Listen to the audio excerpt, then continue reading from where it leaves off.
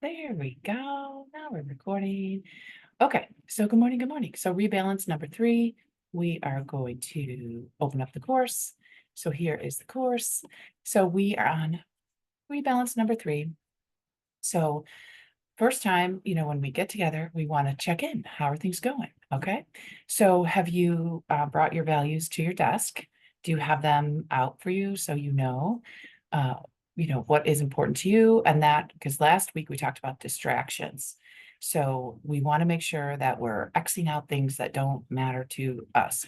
And we don't want to open all our doors and windows, right? To people and to ideas and to energy that is not our value, right? So we talked a lot about assessing our distractions, blocking our distractions so that we focus on what is important to us. So values are things that are our core important things to us as humans personally. So that's a very personal thing. So mine are not yours, yours are not mine. So we need to know what those are. So keep those at your desk if you haven't done it yet. I can send you. So what you would do is you would go back here to the resources, see along the left here, the resources, and then you can click on that and you can see these handouts. Click on the handouts, and then you will see when it opens all the different handouts that we have in here so that you can just print these out and fill these in. Okay. So all the handouts are in. You could just go through them, but you want to find the value one if you didn't take the time to do that yet. Totally fine. This is a no judgment zone, no judgment. So, number one, we want our values and our purpose. That was another exercise we did in week 1. Our values and our purpose, have them out on your desk somewhere, or maybe just open the desk if your desk is very public. Maybe just something inside your desk drawer where you can just keep a little hint like, oh, yeah, that helps me know what to say yes and no to. Okay. Because when we decrease distractions, we put our brain in a more positive state. Positive state, fun and play, positive state, solve problems earlier. So that's what we're after. We are after embracing this fun and play and positive emotions so we can solve the problems quicker, right? And so we can have even more fun and play in our lives. So sometimes work is just dominating, right? It just takes our weekends, takes our evenings, takes our whole day. So how can we decide how can we put our brain in a state to solve problems earlier, faster, more productively? Well, there's ways. So we're going to talk about them. Okay. So we're reviewing what we've done. We clarified our values and purpose. If you didn't, you know now how to go back to these resources section of the course and do that. This week we're in embracing fun and play. We're exploring different ways um, to have fun. Okay. So we have videos for you, 2 videos, how to prioritize play in your day. And then there's a handout here, how to find joy. So simple, simple things, right? We want to keep it simple, but we're trying to do again. Remember, we talked a little bit about this negative, positive emotional balance that we have in our days. We always have positive and negatives. There's always black and white, good and bad in our days, all days. Even if we have a good day, there's still like negative things in the day, right? So we want to just make sure we do things intentionally to tilt ourselves into the positive state. That's what we're going to talk about this week. And we can do that through fun and play, and we can do that through other things too. And I'm going to show you some other ways too. A lot of times, at least in my head, culturally, fun is frivolous. Fun is like what you do when you have extra time. But what the science shows us is we actually should do this regularly because it will help our work and we can solve our problems faster and all those challenges that are in front of us faster if we actually do these things because we want to tilt our brain into more positive states than negative states of okay, we want 3 to 1 positive balance. So let's jump into this a little bit. Let's say we want to keep it super, super simple. We could incorporate humor into it because why? Humor builds trust very quickly. So if you're giving a talk or something, if you feel like it's appropriate, depending on, the audience and the topic, you could throw in some humor, make a little joke, but just show that you care about them, you want to make this a positive experience. It does help them remember you because it builds trust because our emotions synchronize, right? So we play off each other emotionally. So you've always been in that meeting where everything's going well, people are saying good morning, someone comes in and slams down their books or their this and huffing and puffing and everyone, alerts to that person, because that's our safety. That's our belonging need, right? We need to make sure that we belong, we're safe in the room. That's our psychological safety. Our body, our brain's role is always to make sure we're physically safe. At work, we talk a lot about psychologically safety, same thing, so the brain is making sure that we are safe in all ways, emotionally and physically. At work, we like to talk about psychological safety, but now we actually are in healthcare talking a lot about physical safety too, because of course it all matters. So unless we trust someone, we're not really listening and we can't get to that great problem solving state. So a little bit of humor does help us get into that more positive state and build trust really quickly. And then playful breaks, you could just take little breaks, a little doodling. You could, take a little walk. You could, if there's a hobby that you like, you could have a crayon in your desk and just color for a minute. You just need to kind of give your brain a little vacation during the day, like a nano vacation during the day. And then you could try something new. My husband's been cooking. He's been trying Indian food. So it's new recipes, new names, new areas of the globe. So now we're trying to learn about that and new products that we're cooking with new colors in the food. So it is exciting to do some new things. I always walk on this one field. I just got back. I'm all sweaty. On this one field, and I took a new path, and I saw the most beautiful prayer on a bench that I don't usually take that path. So, and it gave me a new view of the park. So it doesn't have to be something dramatically new. I just took a new turn in the walk that I generally do. And then just being playful. Like last night, I was with my girls. My son's moving back to college. My girls were over. I told them for dinner, and then they ended up helping pack the U-Haul. So they were like, "Is this a setup?" But it was really helpful. Anyway, my daughter needs to learn Indian dance for a wedding that she's, supporting her friend in. And I don't know anything about Indian dancing, so we were on YouTube and playing around. It was just funny, so, the moves were really fun. It got us really kinda energized to try some of those moves, but definitely very new to me. And then just how can what we do every day kinda turn something into fun? I always like to add music. Music is a good emotional booster, as we know. So this handout is here for you to use, and, as a friendly reminder, just print these out so you have these always, or just save them on your computer. And then let's go into some of the positive boosts that we talked about. Okay. Um, all right. So this wheel here that we see, if you zero in on that wheel, you'll see that those are all different emotions. There's positive and negative emotions. And this is a wonderful book, Positivity by Barb Fredrickson. She's a PhD researcher.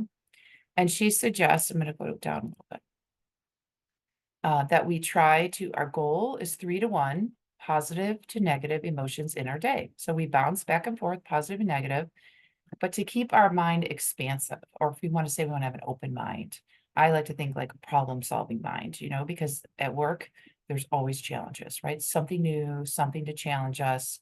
There's the mundane stuff, but there's always something new, some challenge. Maybe it's a challenge of a team member, it's a challenge of, for me, it would be a patient, a family member, a project I'm working on at work, a grant, a clinical trial.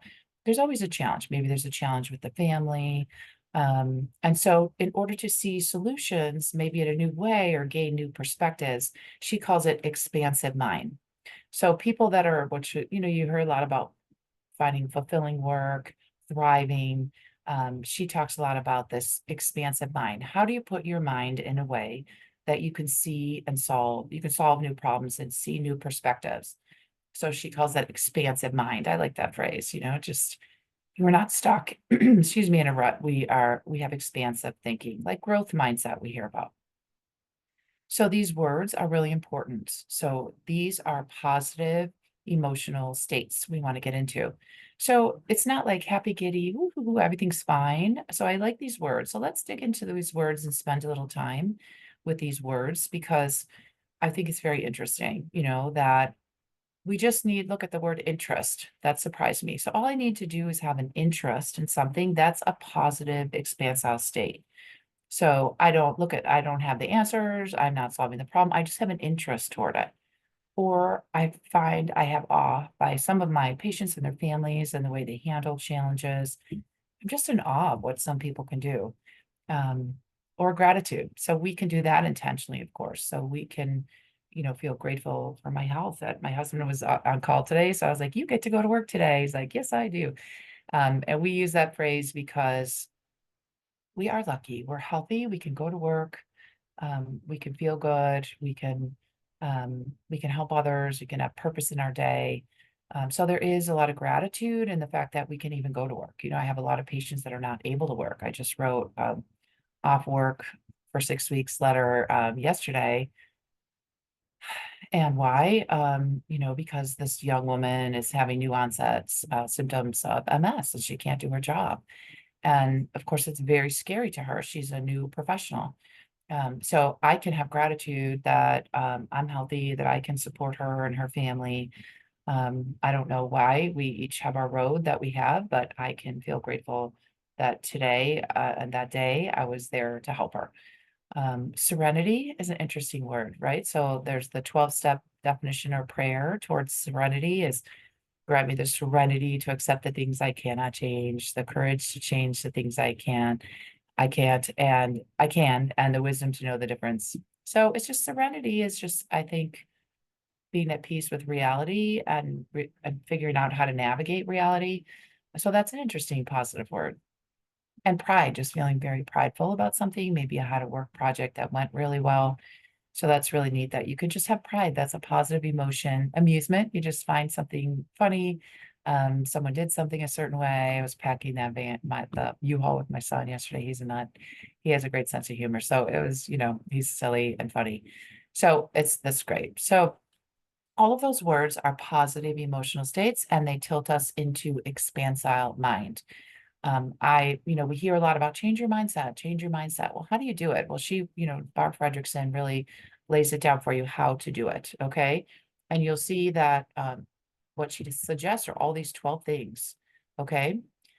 So we could look at these a little bit. And thank goodness, even today, just taking a walk, I see that I did a few of these. Like I meditated a little bit. I walked in nature. I didn't take my phone. I wanted to, but it was raining, so I didn't. So I limited my distractions, which is actually really nice. Um, I'm trying to be really kind. There's a conflict in the family, so we're trying to be kind.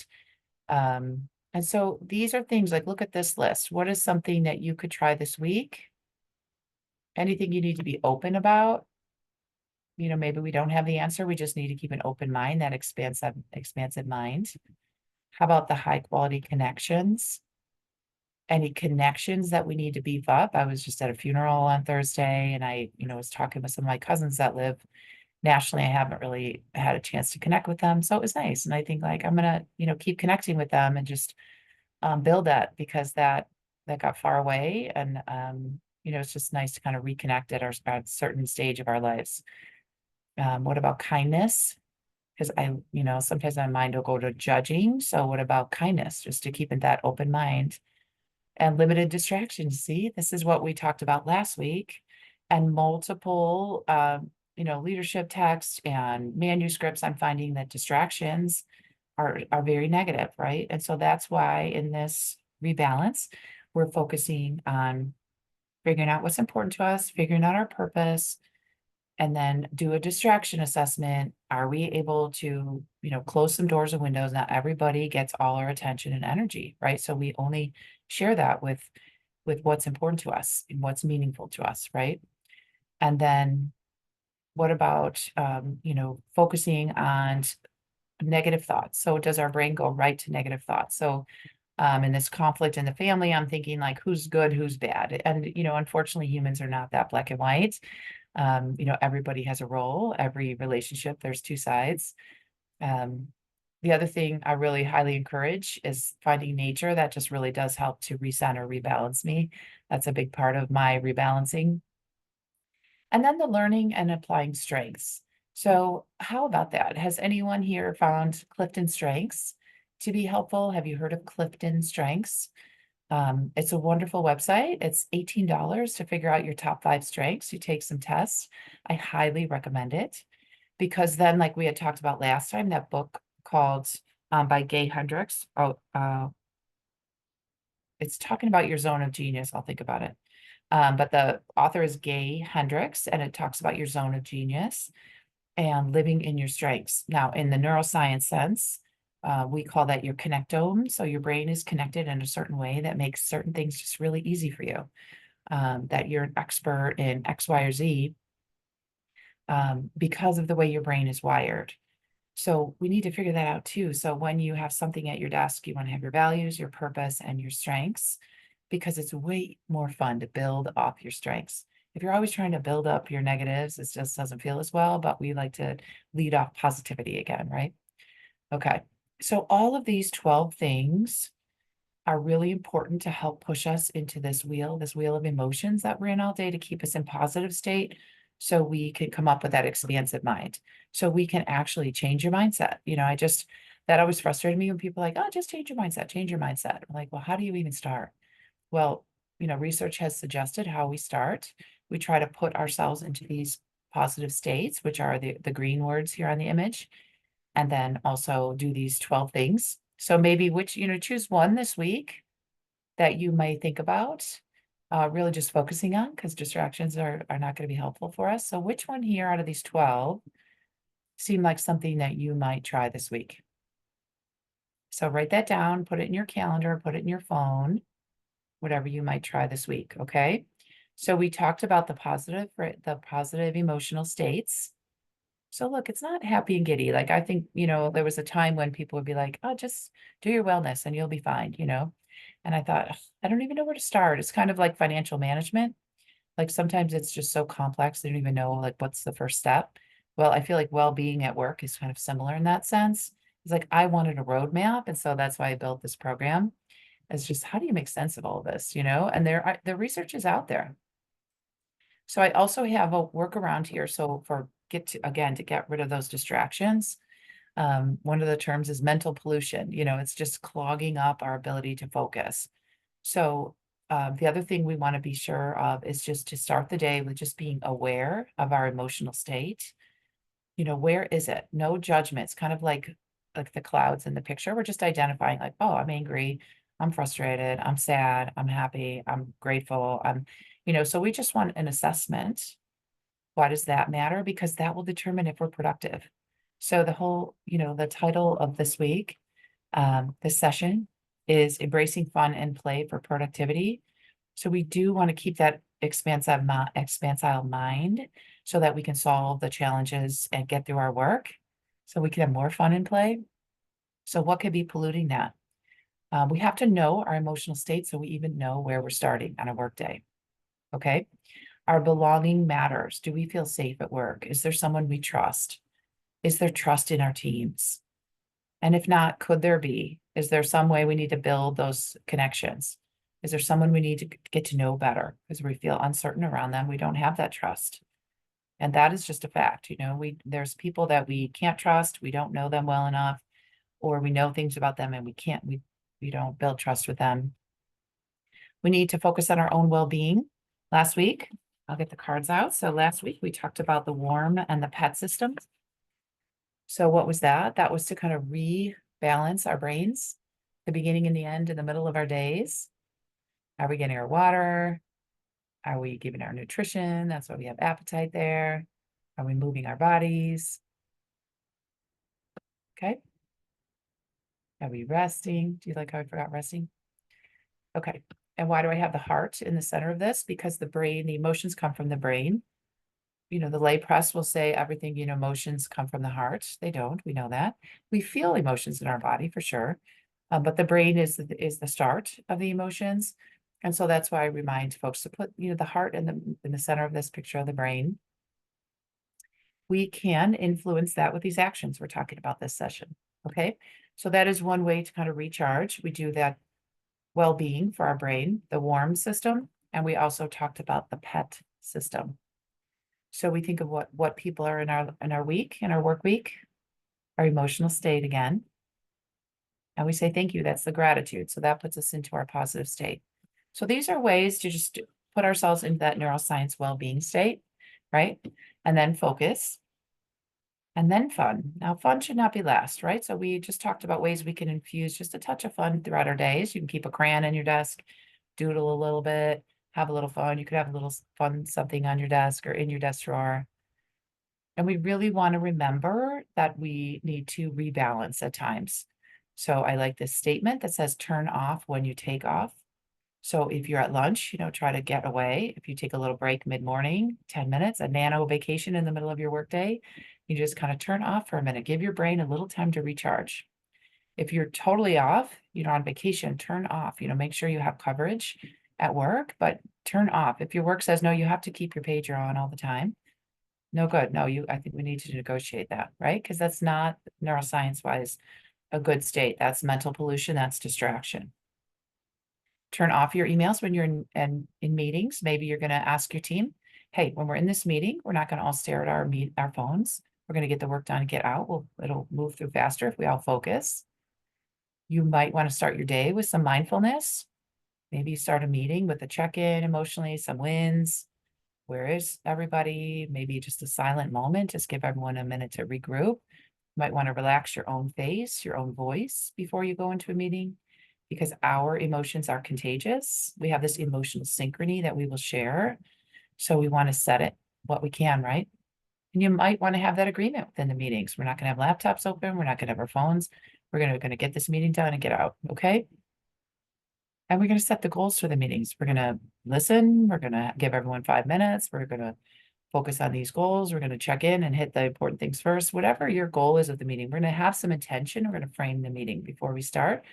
Because when there's uncertainty in meeting, people are nervous, right? It's that belonging state again. It doesn't feel good if there's not a focus and a plan for each meeting. It just goes on and on. You don't know when you're going to get called on. That's not neuroscience ways a good state. Okay. And then the next thing is like, how can we influence our perception? Let's go down to this one a little bit.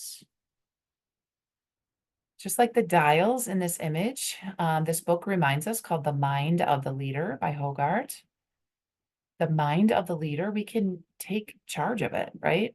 So our belonging matters, our team's belonging matters, and there's ways to build that. I give workshops on that. There are ways to be very intentional about building belonging in your teams. Again, we have to assess our emotions. Where are we today? Where are you as the leader or a team member? You have different roles throughout the day, right? Before you walk into a patient room, where am I emotionally? Am I there for the patient? Can I just take a deep breath and get recentered, recharged? That nano break. We want to think, what is the emotions of the team? Have we set a structure to the meeting so people can calm down? That's that psychological safety. We need to know our parasympathetic, sympathetic state. Sympathetic is focus, get the job done. We are focused. Parasympathetic is wider, expansile. So all day long, we're in between. If we're only sympathetic, get the job done, task oriented, we're going to miss some of that expansile mind, right? So we talked about 12 ways we can build our expansile mind. And then the warm system. Have we eaten? Have we rested? Did we sleep well? If not, why not? Is there anything we can do about that? If we're not eating well, we're just grabbing food, it's not even nutritious. Why? Is there something we can iterate? Something we can go upstream and change? Can we sneak these little nano breaks of fun throughout our workday? Can we cut out distractions so we're able to focus, right? Okay. We've talked about a lot of things. We have talked about, first we reviewed, we talked about when we're talking about productivity, emotional assessment, emotional awareness, EQ. We talk about this a lot. Emotional intelligence will matter for our day. Barb Fredrickson, who's an amazing national, international known researcher on work and productivity. She wrote a book called Love 2.0 and the Importance of Connections. It's very interesting. I highly recommend it. She wrote the book Positivity. Highly recommend it. So she gave us those 12 things that we can do. So you could start one thing this week. Okay. We don't have to do everything. Try one thing to push yourself more into that expansive mindset this week. Okay. Belonging matters. So who we're around matters. Do we trust them? We talked about humor being the quickest way to build a little trust between people. Have a little fun. Speaking of fun, what do I have for you?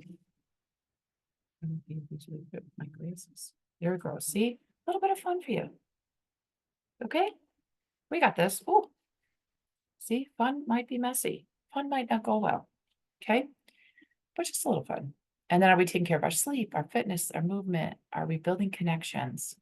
All of that matters. The mind of the leader reminds us that it starts with the leader's mind before we can lead a team. So we have to go back to all those dials. Are we tuning them? Are we putting ourselves in a good state? So we We made it very simple in Brain Fresh to do the warm system, the pet system, so that we keep it really simple, okay? Okay. So we talked about a few books. Here's the picture of one of them, Mind the Leader. There's a few videos for you to watch. And then there's the handouts. You have some checklists that you can try this week. Okay, and we talked about those positive words. I love those words. So they were love, awe, joy, gratitude, serenity, interest, hope, pride, amusement, inspiration. Okay, next week we're going to talk about the importance of building that team, that accountability team, and putting support for our fun and productivity and our play in our lives. Okay, so that'll be next time. All right, you got this, guys. I believe in you. Wait, we got one more glasses before we go. Ready? Ta-da! A little bit of fun. Maybe you could have these at your desk. Okay, you got this, guys. All the best. All right, you got this. So tell me what you're going to do. Just send me a message. We could put it in the community. All right. Okay. Toodaloo.